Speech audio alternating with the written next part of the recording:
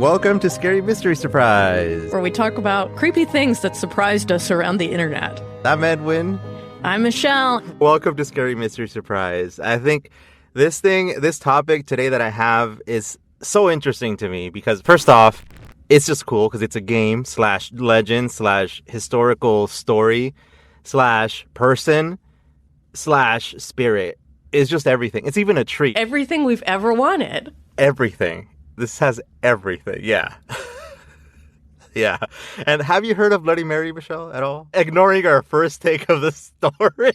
Oh, you mean like when we first recorded this episode, or? Oh, man. Little behind the scenes production magic. So it's such an old tale, and it has so much around it that makes it really interesting to me. Tell me everything. Here's everything, Michelle. Here's everything. When my cousin was younger, she would tell me that at her elementary school, they had something called the Bloody Mary tree. When I went to that same elementary school, we also knew about the Bloody Mary tree. And that story survived 15 years, 20 years? I don't know, it survived. And I'm like, it reminded me a lot of, I don't know if you ever watched the show Recess. I don't know, it's a cartoon. It's like an old cartoon. I never watched it. But you know what this does remind me? At your elementary school, didn't you have the legend about how Marilyn Manson got his rib cage removed so he could suck his own dick or whatever? Didn't you guys have that? No, our school had a lot of us Mexicans and Hispanic people, so we don't really. So you didn't have Marilyn Manson legends? No. Maybe La Llorona legends, but we were not white enough for that, but... I get it. You went to elementary school where, Michelle? In Washington State. Yeah, I get it. I mean, at one point, Tom Green came and ran around the playground while he was shooting his show. Well, Tom Green was famous back in whenever, but he came and he ran around the playground, and my 6th grade teacher tackled him because he didn't know who he was, and he was a stranger on the playground. Those are the kind of legends we have. The legend of Tom Green and... Marilyn Manson removing his ribs so he could suck his own dick.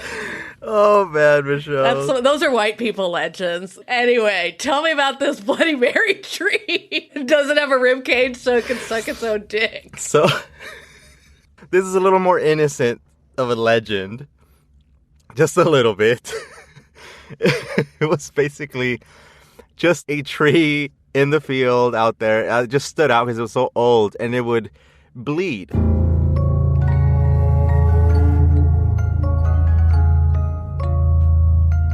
It would have the sap, and we're always saying oh my God, I touched the blood, I dare you. We would, and then we would play tag. One time we actually had a camping event there. We got to pitch tents, and it was cool. It was a whole big thing. And at night we're like, should we go to the Bloody Mary tree? Hey, I can whisper. Was that a whisper?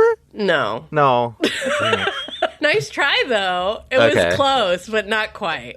Now, when I asked my cousin about what the Bloody Mary tree is or where it is, they know it's the same tree, and it's still there. And I'm like, what's the story behind it? And they're like, I don't know, that Bloody Mary comes out from the branches. And I'm like, oh, our story was better, but yeah, that's still creepy and pretty cool. Bloody Mary itself, it has its own story. It's not just that, but it morphed into a ton of things. Different stories, creepypastas about it, and all these things.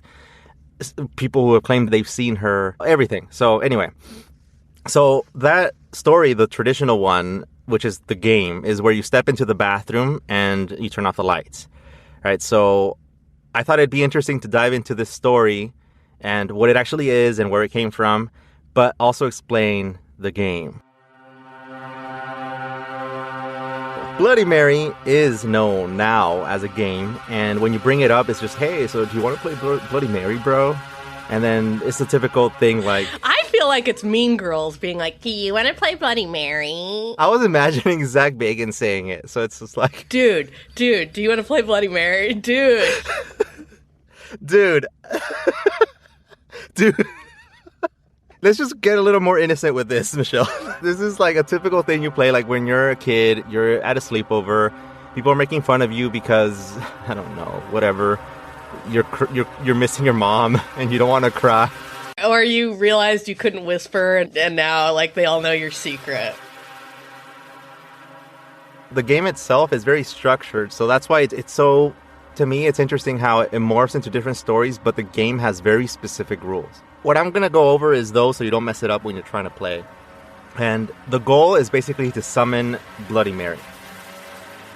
Here are the rules, okay? So you can do this right. So, number 1. Since the bathrooms are very dark, you have to try it in there. So make sure you have a bathroom, okay?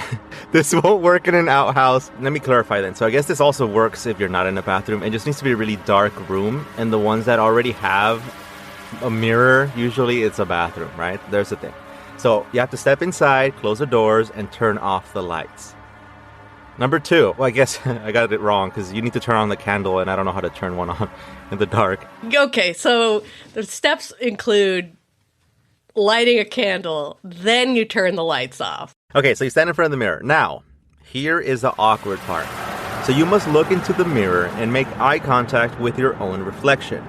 Hopefully you won't have to look at yourself for too long if you do this correctly though, because something's going to happen.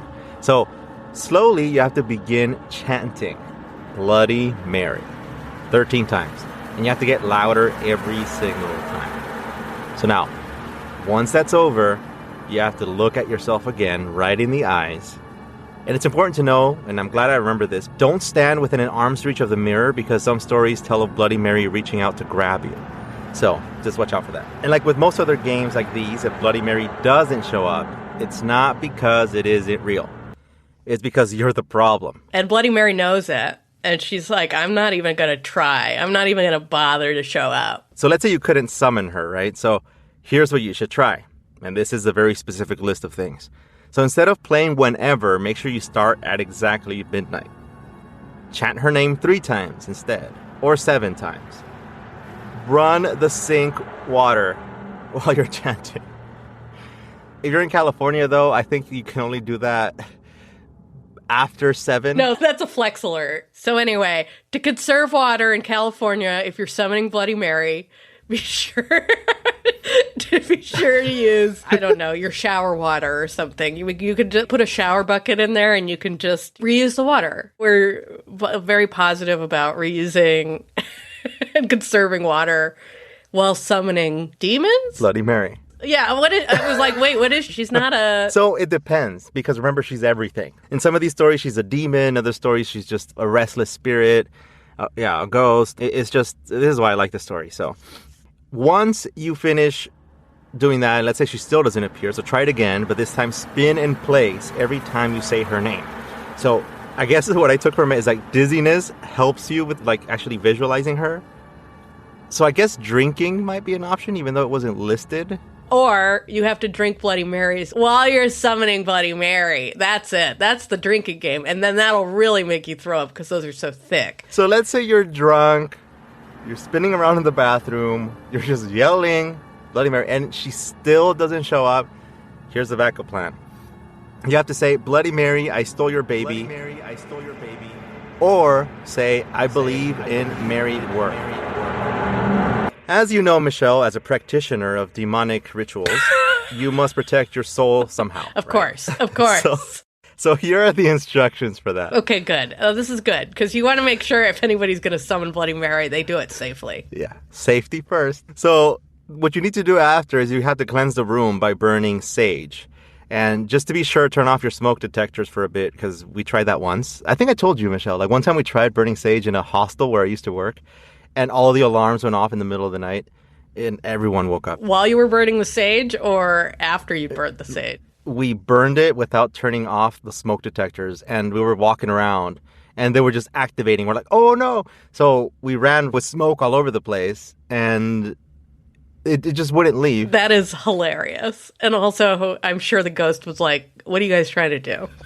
Yeah, it's terrible. Another way you can do it is by flicking vinegar into the corners of the room. Let us know. Let us know if the vinegar protected you from Bloody Mary. I don't like this part. You draw a cross with soap on the mirror for 3 nights in a row after you play the game. Soap is so hard to get out of the mirror. Look, sage yourself, Palo Santo yourself. You could use cedar if you don't want to appropriate other cultures. There's a lot of things to do. I'm sure you could use salt somewhere in there. I'm sure salt could help. But yeah, you're doing something with Bloody Mary. Buckle your seatbelt. Yeah, just try it out. Let us know what works. I want to know. If you found something else works, go for it. Some special keyword, passcode, or whatever you need to say for her to show up. Her Wordle. Solve her Wordle and you're in. I think out of all of these, though, the most important rule of all, and I'm being serious here, Michelle, really serious. Do not break the mirror. Can you imagine how pissed? Like, you're in your family bathroom and you break the mirror while you're playing Bloody Mary, and it's just parents just regretting having children right at that moment in time. Yeah, man. You know what's worse than getting in trouble is that it would set her free, so... I don't know. It depends on what your parents are like, I think. It's like, dang it. Bloody Mary. Why'd we have kids? Now we have Bloody Mary here. My children summoned another demon, and they broke the bathroom mirror. So obviously they're grounded. You know, here's the thing, though. Like, the point of it is just to see her, not to release her. It's like a game just to say hi. It's like a meet and greet. So she's appearing on your face and saying hi. Pretty much. Yeah, it's just, hey, just... Hi, there I am. I mean, like, because you're scrying. Technically, you're scrying and esoteric knowledge or whatever. It's like the oldest form of, like, spirit communication is staring into a mirror. You're right. There's a little section here that I found about the 1800s in Europe. They had all these superstitions about mirrors. And also some people have a real fear of mirrors. But back then, people would say that it was a way for you to see the face of the person you were going to marry. So to do that, you would wait until nighttime. And then you walk up the staircase and past the mirror at midnight. And that's when either you would see the person's face or you would see a skull. Now, the skull meant that you would die before you got to marry. Different times. How about we take a break and then see if, I don't know, I can get some water or something. Go to the bathroom. Try turning off the lights for a little bit. Run the water and summon Bloody Mary. Yeah, then we'll see what happens. If I come back, that means it didn't work. That's true, and she rejected you. But if I don't, then hey, there we go. Well, and that's the end of the episode, and we'll see you next week, folks. I'll see you next week. And researching, like I said earlier, like we found a ton of versions of the Bloody Mary legend, and here are some of the most common. One of them comes from the story of Mary Worth that I mentioned a little bit earlier. And she was a woman who lived during colonial times when the suspicion of witchcraft was everywhere. She lived in a cabin just outside of her village where she would sell herbal remedies. People eventually started calling her a witch when girls from town started to go missing, and they thought that Mary was the one that was taking them. So what made her a suspect was that she started to look younger and slowly losing her old haggard appearance. Like she was doing self-care, and of course she's a witch. Of course she is. I'm telling you, man. This is how skincare, like your skincare routine can get you killed, so just watch out for that. And back then, it's just, she probably was just eating better. Or just taking a bath, and they were like, oh no, she doesn't have as much dirt on her face. This is what actually, like, really said it here to call her a witch, like what really knocked it over. It was that one night, the miller's daughter woke up after hearing a strange noise. She found herself drawn completely to the source of it, and her mother, who was incapacitated at the time, yelled for her husband to follow her daughter because she was heading into the forest. A crowd of farmers also joined the miller, and that's when they spotted Mary in the distance, and she was holding a wand in her hand, standing by an oak tree. And the wand's tip was glowing, and it was pointing toward the miller's house. I'm just pro-witch. That's all I can say. I'm just always pro-witch. What was she was helping that? Why was the mom incapacitated? Like, why the dad and the townspeople follow her out? Maybe she saved everyone in the town. I don't know. I'm just very pro-witch. Yeah. She could have been protecting everybody, that's true. Or she could have been picking apples with a wand instead of... It's true. There's a lot of things that could have been happening. So I'm always a little suspect when people are like, oh, she was pointing a wand at our house. You don't know what her intentions were. You don't know what kind of magic she was doing. Why do you think it was about you? Everybody was pissed when they saw that. And they were like, oh, no, this is a witch. The crowd of them got together. They ran up to her and they started chasing her with pitchforks and stuff, and Mary ran. It's just this terrible scene. People are yelling, dogs are barking, it's just all that. And she obviously couldn't make it to her cabin. She was older. She couldn't make it to her cabin in time. So she was shot in the hip with a silver bullet. But she didn't die because it was in the hip. So they grabbed her and burned her at the stake. And right before she died, she cursed the village, saying if you ever spoke her name in front of a mirror, she would return for her revenge. Ooh, good for her. And then when they raided her cabin, though, they found the graves of the missing girl, so... Look, okay, I'll eat my words. It seems like she was drinking young people blood and growing young and possibly about to kill that other girl, too. I'll eat my words, but I am very pro-witch. She's just one bad apple in a sea of apples. So here's another version of the story, and this one's for Mary Wales, who was a beautiful young woman. Very kind. He was born to Old Man Wales and his wife, Virginia. He hated his daughter because his wife died when she was giving birth, and he thought it was Mary's fault, so she just hated her. And one night, he got home drunk and just stabbed her to death. Her head was almost completely chopped off, and it was just a terrible death. So he left her for the whole night. The next day, he picked her up and buried her in the basement. He was freaking out about it. Now he wasn't drunk anymore, and he was losing his mind because he would hear her shouting and appearing in front of him. And she would say something like, "Father," like just random, just curse him and stuff. And he was so scared that he would run away to his barn. And that kept happening night after night. And one of these nights, and this is obviously my favorite part of the story, Michelle, he was shaving in front of the mirror. And that's where she appeared. And she stretched out her hand and slapped him.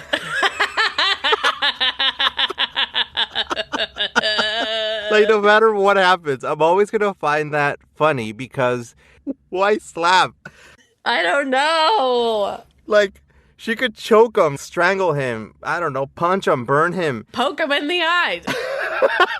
Poke him in the eye. There's a lot of stuff they could do, but the slap is so... He was shaving, so he had something sharp in his hand. You can do something else, but no.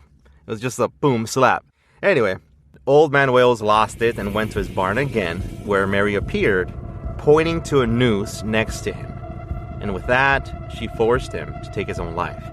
And Mary got her revenge. Good. So, both of these stories, sad to say, they have no historical background at all. Like, they're just stories that are they're just passed down. Oh, you mean there's no facts about these stories? There's no written record of the wand. Nobody could find it. Researchers can't explain why it glowed.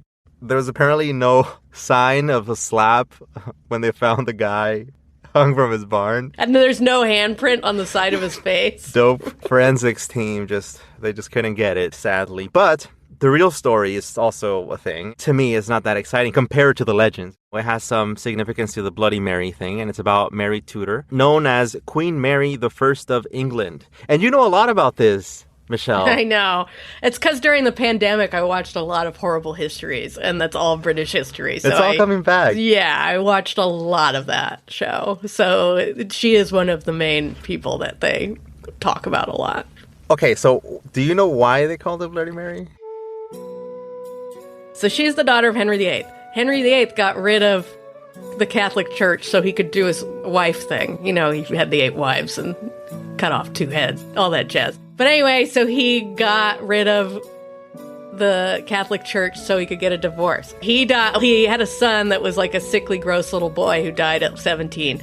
And then Mary took the throne, and she was a Catholic, and she was just pissed because her mom, Catherine of Aragon, she was the first wife. Henry, quote unquote, divorced her, but Catholics don't believe in divorce. She was basically sent away and died of a broken heart. So anyway, Mary decided that Catholics rule and Protestants rule, and basically just had a reign of terror, killing Protestants. This is insane. Get rid of a religion so you can divorce somebody. And then killing everybody who...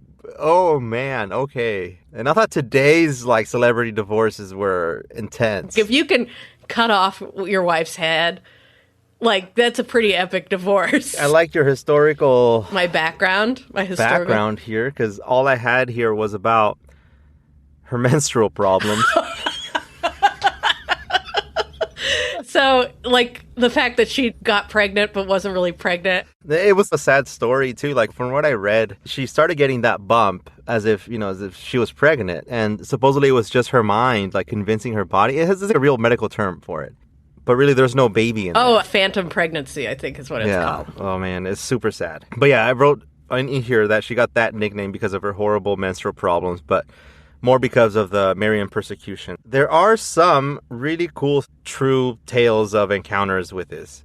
But, like, true, allegedly.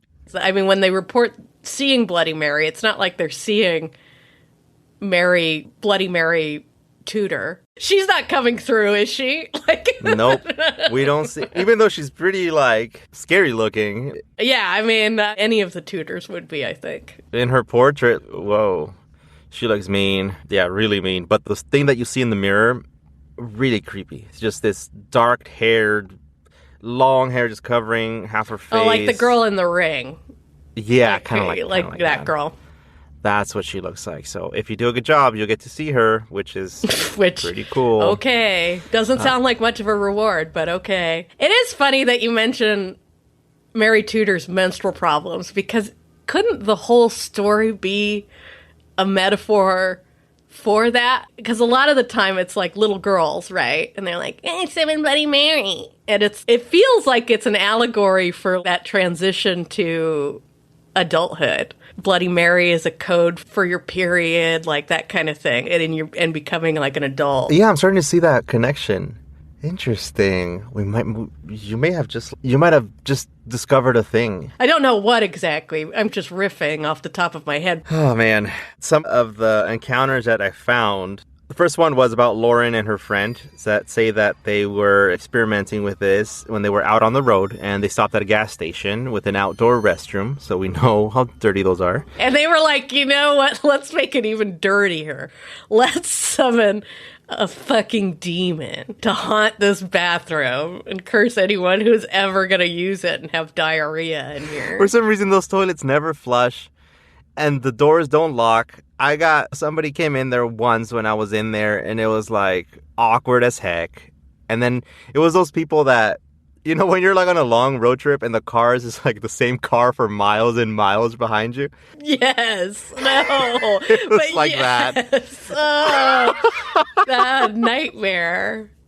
So they tried summoning her, and it was an empty bathroom, obviously, and they couldn't shake the feeling that there was somebody in there. They say that they were in there, and then they started to smell a weird smell. Probably the bathroom. But they turned off the lights, and they got close to the mirror. They splashed it with water, and they started to spin around, repeating Bloody Mary 3 times. So they chose their path, right? Like, they know that this thing might have worked. So maybe they had tried it the other way, and they found that spinning worked. Lauren's friend, which is actually, this is the person's name who reported this, said that she went to flush the toilet while Lauren continued to stare into the mirror because she couldn't hold it anymore, and only to realize... I just love the idea that you're summoning a demon, but also taking a shit. She was hearing the toilet flush and everything, and she was looking into the mirror when she noticed that what little she could see of her reflection was slowly turning red. So that's when her friend started screaming, and they both ran outside of the bathroom, fearful for their lives. Once they had light again, her friend finally noticed why Lauren's reflection was turning red. And that's when they noticed that it was because her face was actually covered in blood due to tiny, deep fingernail scratches all over her face. Now, to make this even nastier, I want to imagine those as those nasty holes that just trigger this. Never mind. I can't finish that. Never mind. Wait, do you have that hole phobia? Dude, hold on. I'm getting like nasty chills right now. There's like a word for it. Yeah, I never want to look that up.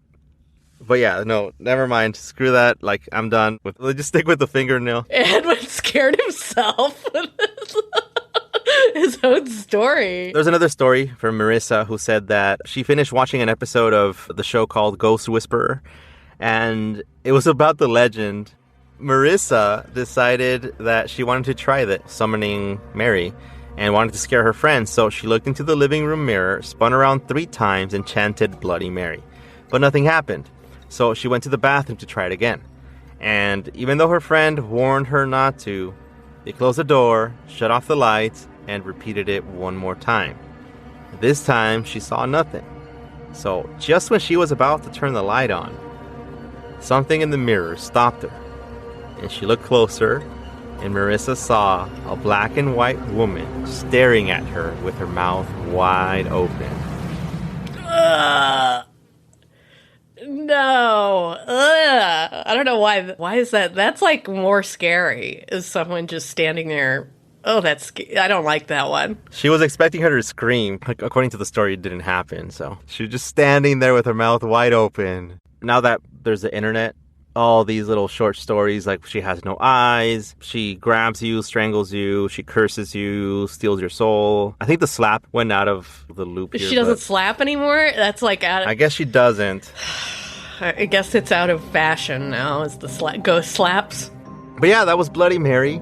I had a lot of fun, obviously, like looking it up, reading about it. My favorite. I love it. But that concludes the episode for this week, Michelle, sadly. What's the next one going to be about? I don't know. I think it'll probably be a surprise. Surprise. You always say that. Yeah, okay. It's the name of the show, remember? Oh, yeah, that's right. You want to surprise us with something? We love getting your emails. We'll leave them in the description of this episode, so send us a message there and make sure you're following. We'll surprise you with something. Bye.